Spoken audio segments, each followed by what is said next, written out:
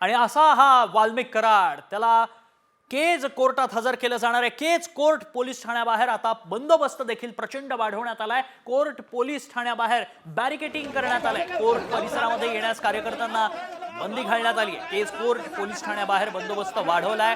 केज कोर्टात रात्री उशिरा रिमांडची सुनावणी पार पडणार आहे आणि यासाठी सीआयडीनं केज कोर्टाला विनंती केली होती। त्या विनंती मान्य केलेली आहे कोर्टानं, त्यामुळेच रात्री उशिरा ही सुनावणी पार पडेल। वाल्मिक कराडची पोलीस कोठडी आता किती दिवस मिळते हे पाहणं महत्त्वाचं असेल। यासाठीच केज कोर्टाबाहेर प्रचंड बंदोबस्त वाढवण्यात आल्याचं पाहायला मिळालंय।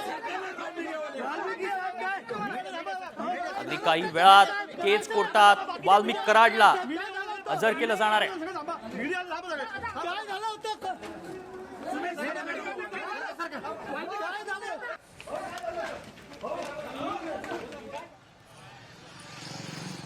ही दृश्य आपण पाहतो, एक्सक्लुसिव्ह दृश्य साम टीव्हीच्या हाती लागली आहेत। केज कोर्टाबाहेर जो पोलीस बंदोबस्त तैनात करण्यात आलाय, यात वाढ करण्यात आल्याचं पाहायला मिळतंय आणि पोलीस मोठ्या प्रमाणात तिथे उपस्थित आहेत। बॅरिकेडिंग करण्यात आलंय, मोठा फौजफाटा पोलिसांचा तैनात करण्यात आलाय।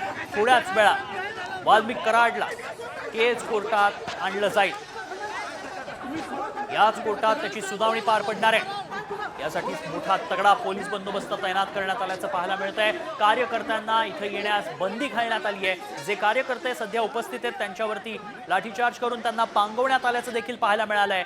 या दृश्यांमध्ये आपण पाहतोय जे कार्यकर्ते इथे गर्दी करतायत त्यांना पांगवण्यात आलंय, त्यामुळे कार्यकर्त्यांना बंदी घालण्यात आली आहे। वाल्मिक कराडला याच केस कोर्टात आणलं जाणार आहे। त्यासाठी पोलीस खबरदारीचा उपाय म्हणून बॅरिकेडिंग करतायत।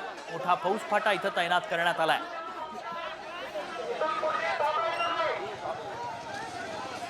एक्सक्लुसिव्ह दृश्य आपण साम टीव्हीवर पाहतोय। पोलिसांच्या गाड्या, मोठी कुमक या ठिकाणी आणण्यात आली आहे आणि जे कार्यकर्ते इथं गर्दी करतायत, हुंदडबाजी करतायत त्यांच्यावर पोलीस लाठीचार्ज करतायत।